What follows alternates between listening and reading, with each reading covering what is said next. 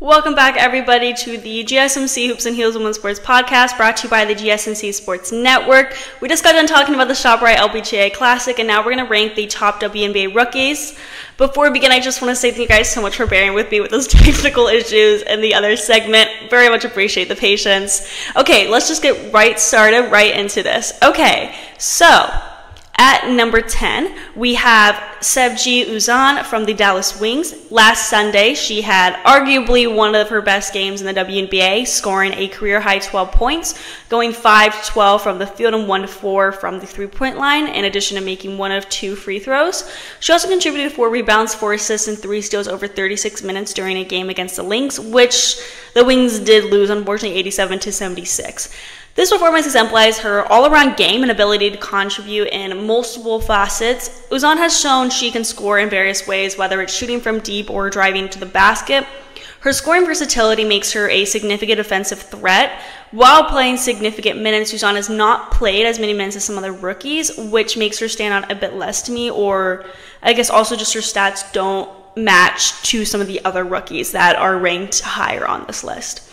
At number 9 is Leonie Fiebich from the New York Liberty. She's been playing significant minutes. In her last game on the 9th, she played 25 minutes and made pretty good contributions, scoring 12 points, 3 rebounds, 1 steal, and 1 assist. She is ranked 9th because while she's not one of the best, her stats are not...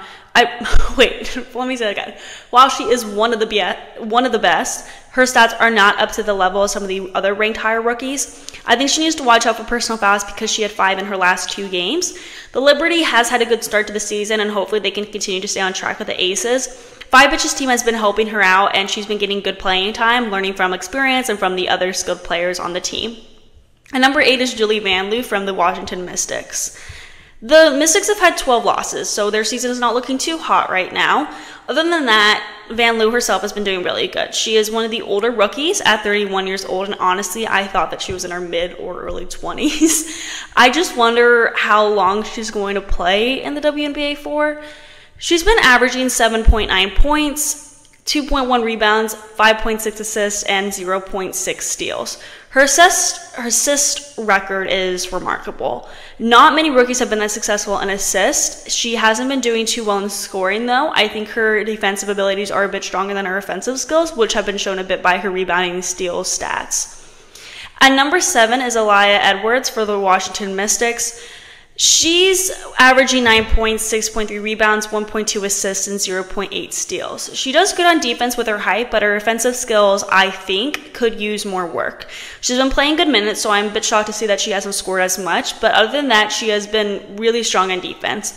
Because of her team's many losses, Edwards has been showing her frustration online reasonably, and I do feel bad for her because I bet it would suck to be in the 6th pick in the draft, and then you haven't had a win yet in your season. But she still is holding out strong and doing really good for the team. I hope the team can rally up to get some more points and hopefully find a win soon. At number 6 is Kamila Cardoso from the Chicago Sky. On June 8th, in a pregame interview, Sky coach Teresa Weatherspoon announced major news about Cardoso. She will start against the Dream, replacing Williams. This marked Cardoso's first career start in the WNBA. Cardoso had her WNBA debut last Saturday against the Indiana Fever, and she recorded 11 points and 6 rebounds in just 18 minutes of action. So she had a shoulder injury, so seeing her come back for the strong was super impressive. She's averaging 6.8 points, 5.3 rebounds, and 1 assist. This is a pretty good start, and she has been pretty strong offensively, especially considering that she is still technically recovering from an injury.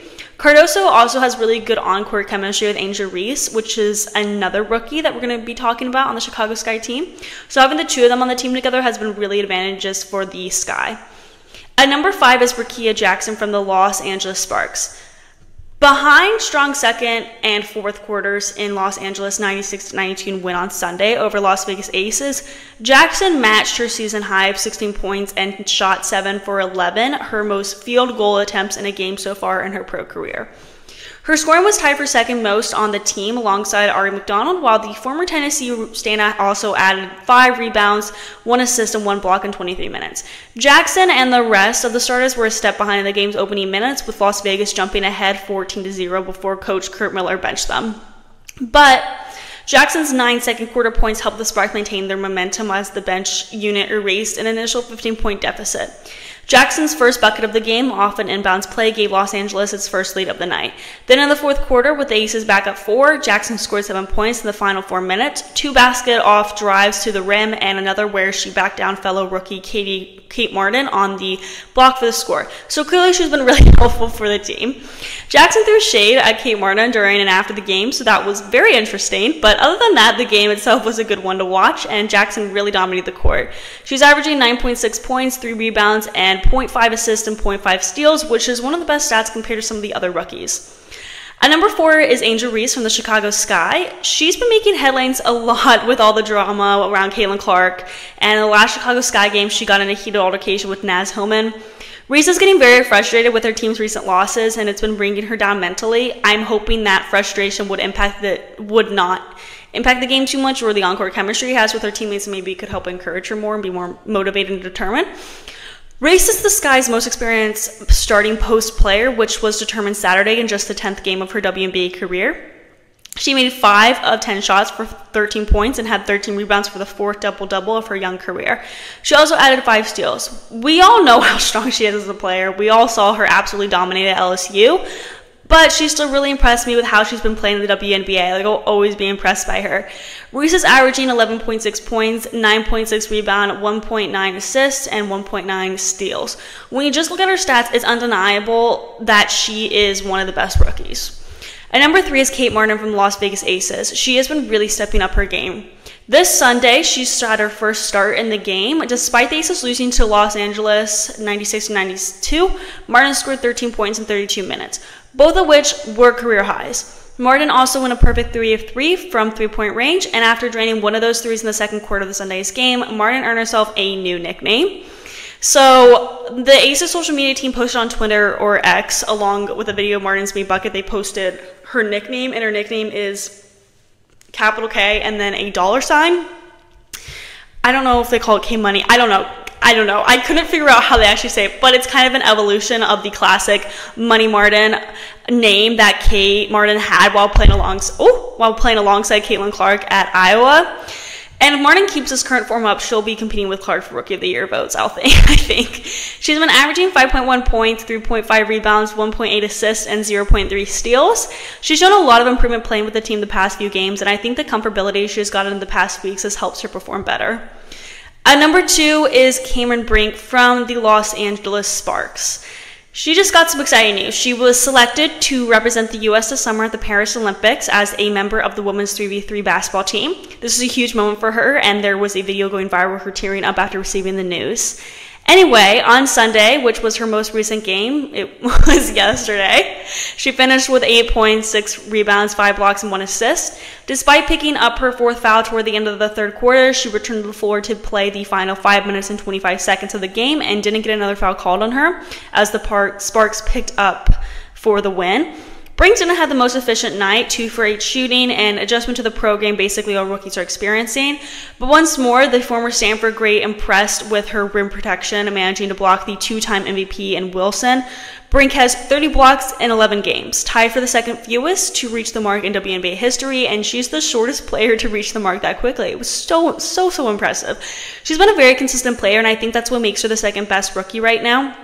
Brink is averaging 8.2 points, 5.9 rebounds, 1.9 assists, and 1 steal. I would like to see her have more success with scoring, but her defensive skills have always been so strong that I am just really impressed by her. Also, Jimmy Butler was getting interviewed about watching the WNBA games, and he said, for some reason, 22 just looks good in purple and white. So if Jimmy Butler is bringing up how good you are, I feel like that says a lot. And finally, number 1 is Caitlin Clark from the Indiana Fever. This should not be a shocker because I'm a huge fan of her. ESPN released some of their rankings for rookies, and I disagree with them. They put Caitlin Clark, I believe, at 6, and I think that is just wrong. When you simply look at her stats, she has the best stats out of any rookie in the league. She's averaging 16.8 points, 5.3 rebounds, 6.3 assists, and 1.5 steals. Yes, she had 2 rough games at the beginning of the season with a lot of turnovers, but she was still amazing in scoring points, and turnovers has still been a bit of an issue for her.